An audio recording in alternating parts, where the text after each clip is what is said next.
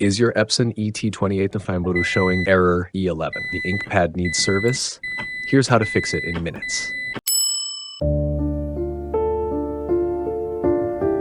To fix this issue, there are two important steps. First, you need to reset the waste ink counter back to 0. Second, you should clean or replace the sponge inside the maintenance box, also known as the waste ink pad. Before performing the reset, turn on your printer and connect it to your PC or laptop using a USB cable. Next, make sure the Epson ET-2850 printer driver is properly installed, not just the default Windows driver. To check this, go to the Windows search bar and type Control Panel.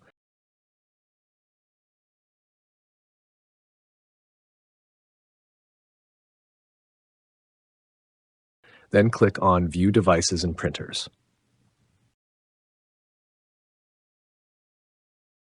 Right-click on your Epson ET-2850 and select Printing Preferences. If the correct driver is installed, you will see three tabs: Main, More Options, and Maintenance. If you don't see these tabs, it means the correct driver is not installed. You can find a tutorial for installing the driver in the video description below. Now, there are several software tools available to reset the waste ink counter. However, due to operating system security restrictions, many of them can be difficult to download. In some cases, you may need to disable your antivirus before downloading, which can feel inconvenient or even unsafe for some users. So, if you decide to reset the waste ink pad counter yourself at home, make sure you use a trusted and reliable software. This is one program that I personally trust, and it's widely used by printer technicians around the world. The website is called inkchip.net, and you can find the link in the video description. The interface is very intuitive, and the reset process is simple. Before purchasing, it's a good idea to check whether the software supports your Epson ET-2850 and test it first to make sure it works on your computer. To check compatibility, click on the WIC menu, scroll down to the ET series, and find your printer model, in my case, the ET-2850.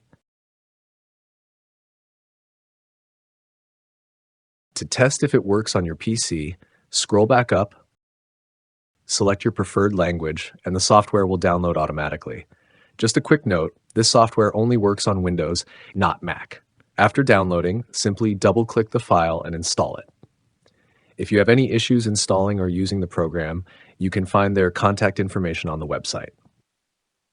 Now let me show you whether this software is detected by antivirus or Windows Defender.